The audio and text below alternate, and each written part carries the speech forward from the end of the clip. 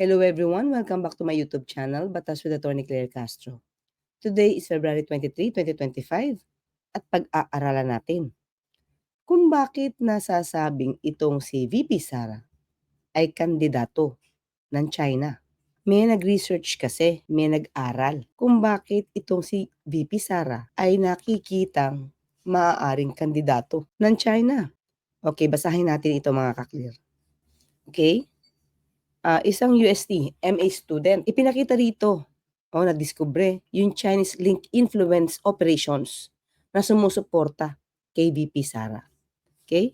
Unang-una, sino ba 'to si Niceforo Babidina III? Okay? Na siyang gumawa at nag-aral nitong ating topic today. Okay, isa siyang UST Masters in Journalism student and multimedia editor of Press1.ph. Okay, sige, puntahan natin kung sino siya. Niceforo Vince Nico A. Balbidina III. Yan. Multimedia editor and digital content producer of Press1.ph.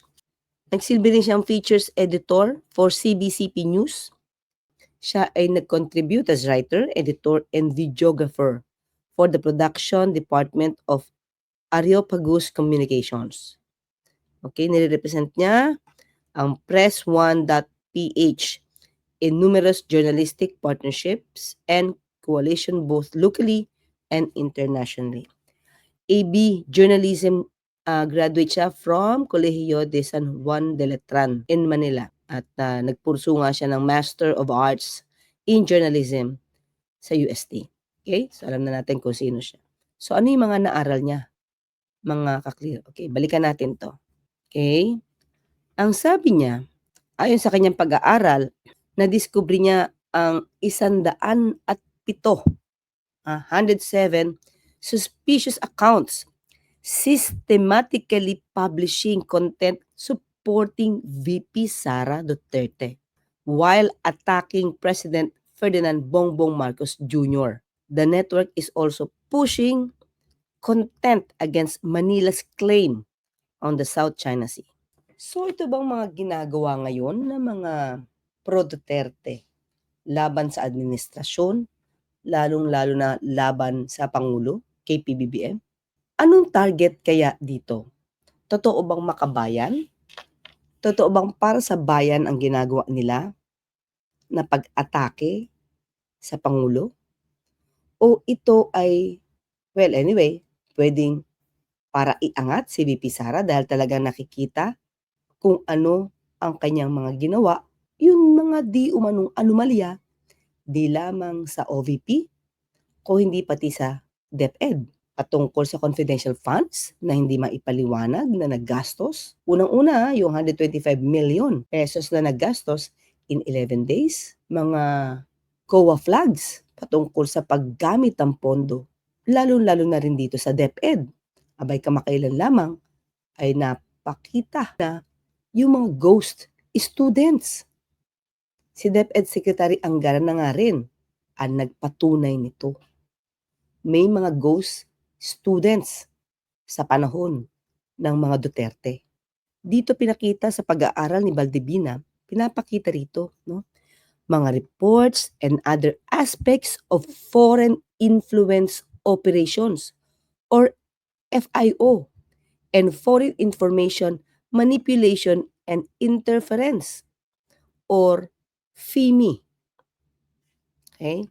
Sa panahon nung nagkakaroon ng hearing sa House of Representatives patungkol sa disinformation.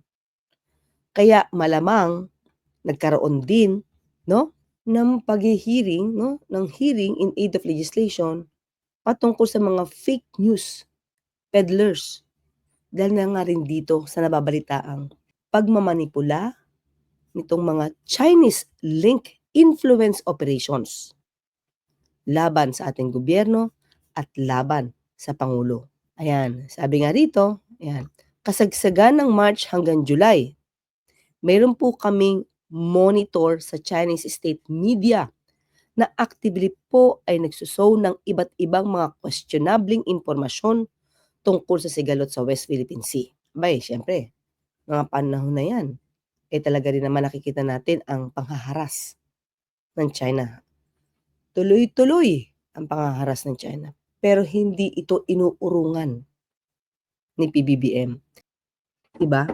Kamakailan lamang mga ka-clear, inalmahan ni PBBM itong demand ng China na tanggalin, no? Itong US Typhoon missile system. Ano sabi dito? Basahin nga natin para tayo ma-remind. President Ferdinand R. Marcos Jr. on Thursday challenged China to halt its coercive actions in the West Philippine Sea in exchange for the country's return of the Typhoon missile system to the US. Pinapaalis kasi ito eh. Pinapabalik ng China. Abay, nagdidemand talaga sa atin. Bakit naman sila magdidemand? Independent tayo. Meron tayong independence.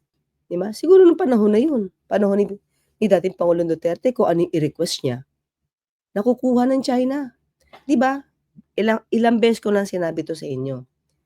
Sinabi ni DND Secretary Lorenzana at the time na siya, gusto niya talagang bantayan itong ating sandbar. Diba? Binalak niya magpatayo doon ng structure for our fishermen. Pero anong sabi ni dating Pangulong Duterte?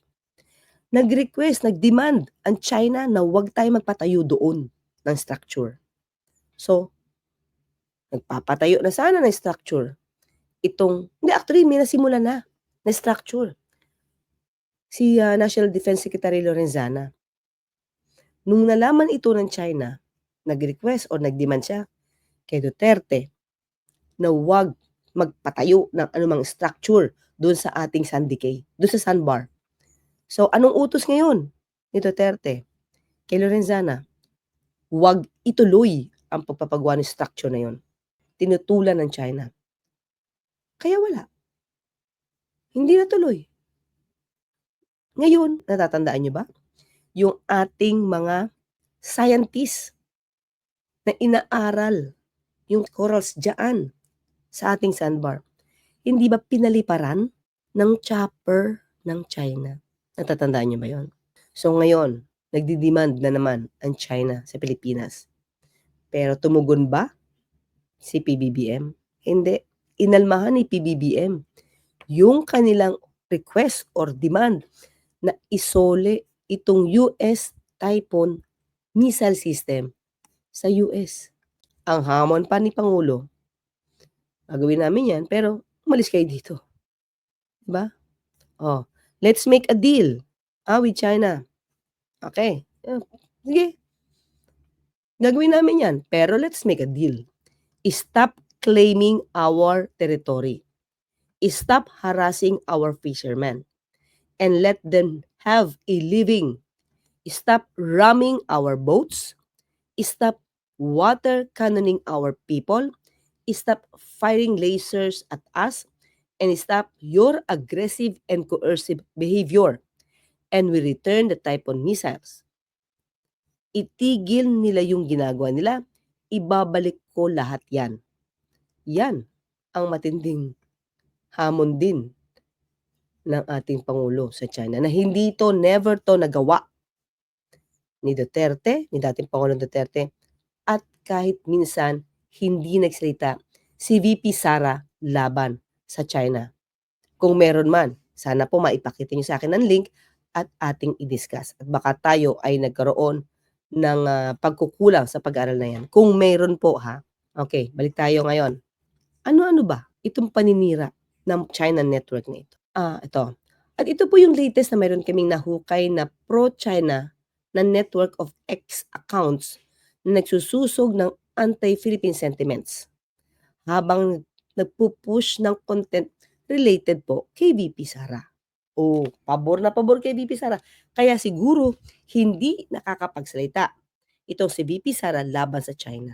Unang-una marami naman talagang silang nakuha na ayuda during the pandemic. Itong Davao City sa pamumuno ni VP Sara.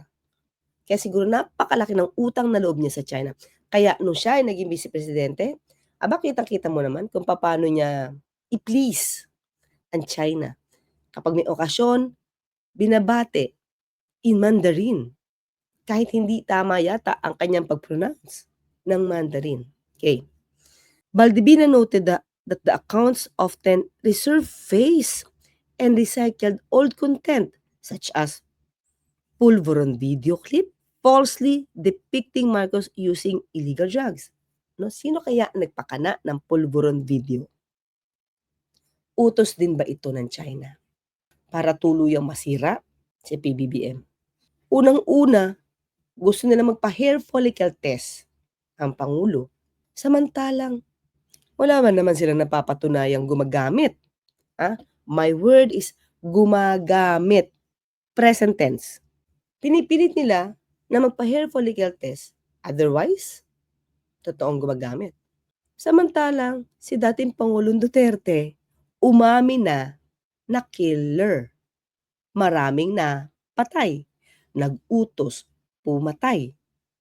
Pero, yun, sasabihin nila, joke lang yun.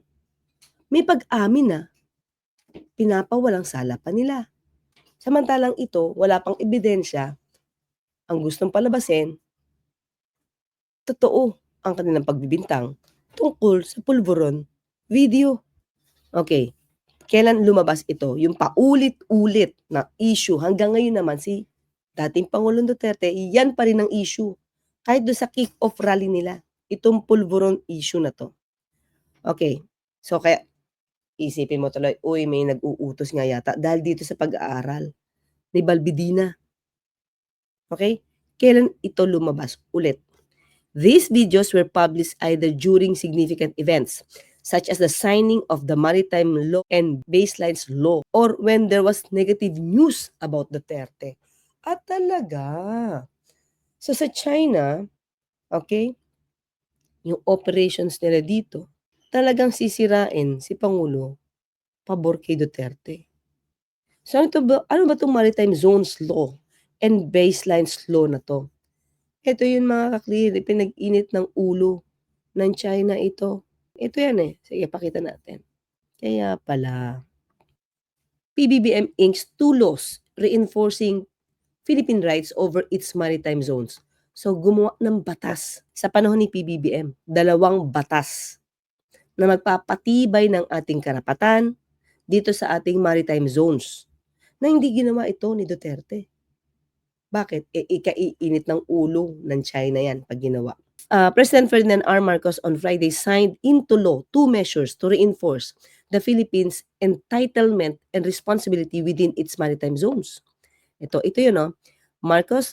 President Marcos signed the Philippine Maritime Zones Act and Philippine Archipelagic Sea Lanes Act, which he said are significant laws that emphasize the importance of our maritime and archipelagic identity. Okay, our people, especially our fisher folk, should be able to pursue their livelihood free from uncertainty and harassment. We must be able to harness mineral and energy resources in our seabed. So, ganyan katapang si PBBM para ipaglaban yung ating karapatan. Pero itong ginagawa ni PBBM, lahat ito tinututulan ng mga pro-Duterte. Lagi nilang sinasabi na malamang maaari itong magdulot ng giyera. Di ba sinabi ni Atty. Harry Roque na malamang wala sa tamang pag-iisip ang mga taong gumagamit ng droga kaya maaari tayong dalhin sa giyera? Ito bang ginagawa ni PBBM na para proteksyonan ang ating karapatan laban sa China?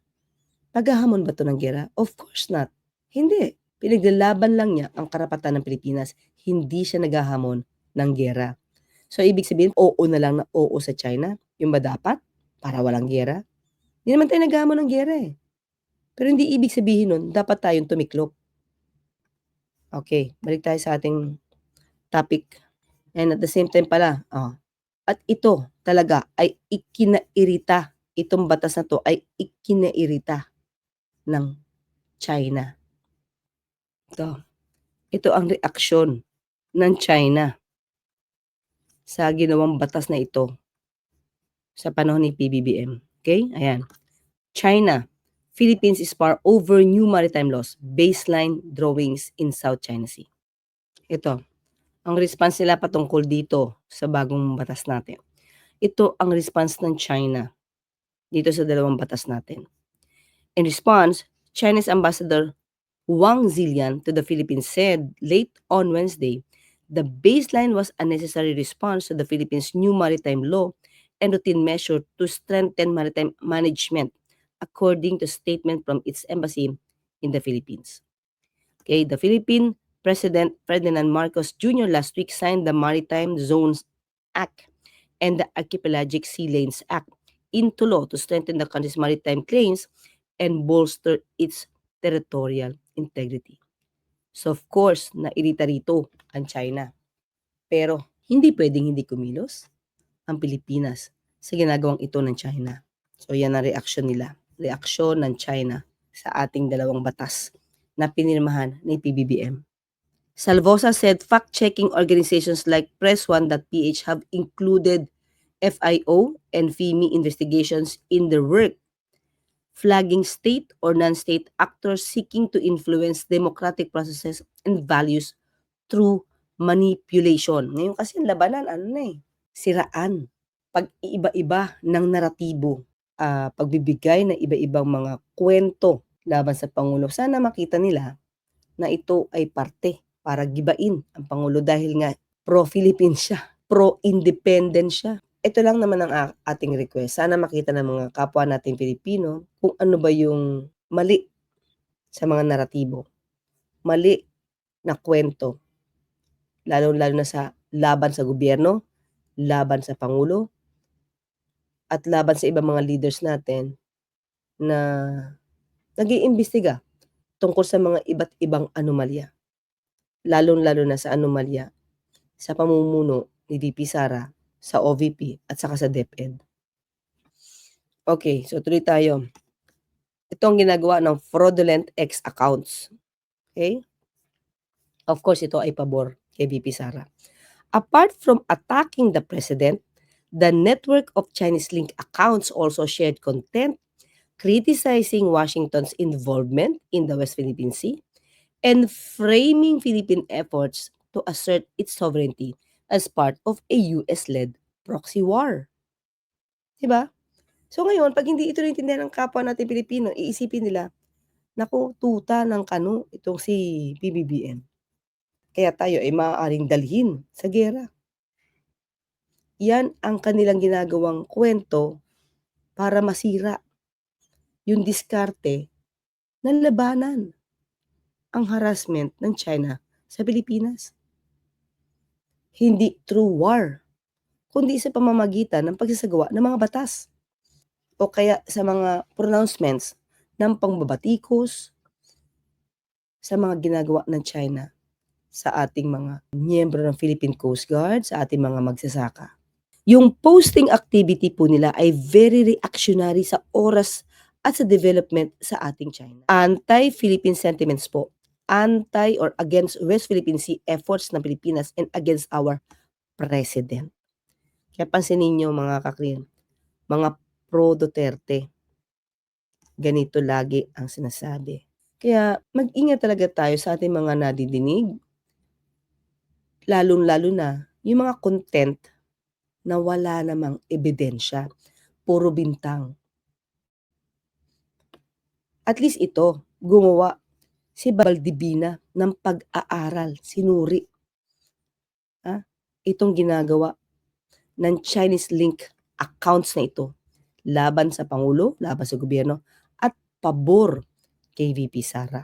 Ito, the Press1.ph report flagged multiple accounts showing suspicious activity, including employing artificially boosted followers from Spanish-speaking countries. Gumawa pa ng mga fake accounts. Diba? Tapos, ang mga followers daw ay from the Spanish-speaking countries which have no clear interest in the Philippines-China maritime dispute. Diba? Nakakataka nga. Followers nila from Spanish-speaking countries. Balbidina also found evidence of fraudulent account creation, as many of the suspended Chinese link accounts use stock or artificial intelligence-generated profile photos. Diba? AI lang, AI-generated profile photos, hindi totoo. Dami accounts. Yung profile pic na ginamit ng Twitter accounts ay galing sa mga advertisements. Naku, kawawa naman pala yung mga nasa ads, nagagamit pa yung mukha. Yung iba galing sa stock photos at ibang AI generated. Hala, pinagbabawal ng Twitter yung ganitong practice sa kanilang website. So, we think this is one of the reasons why they banned these accounts. Only 24 out of 107 identified accounts have been permanently removed so far. Balbidina said several pro-China disinformation networks remain active by bypassing platform restrictions of X, which is owned by billionaire Elon Musk. Naman din 'no, ni Balbidina, 'yan, ng onepress.ph at, isa pang, tumulong ay ang UST Data Journalism Instructor na si Nathaniel Melican. So, pinagtulungan talaga nitong i-research, hindi gagawa-gawa lang. Hindi gawa-gawa lang, hindi bibig lang 'to, yung kanilang inaral, meron itong ebidensya. So, Balbidina is part of the Varsitarians Graduate Scholarship Program. O, yan lang mga ka-clear. Ito bang ebidensya kung bakit sinasabi na itong si VP Sara ay malamang na kandidato ng China, isang Manchurian candidate. Sana magsalita si VP Sara patungkol dito. Pero may narinig na ba tayo, mga ka-clear? Well, ingat lang po tayo sa ating magiging kandidato at baka maiboto pa. So hanggang sa muli, magkita't magkarinigan tayo. Ako po sa Tony Claire Cas, nagpapaalala, huwag tulugan ang inyong karapatan. Bye!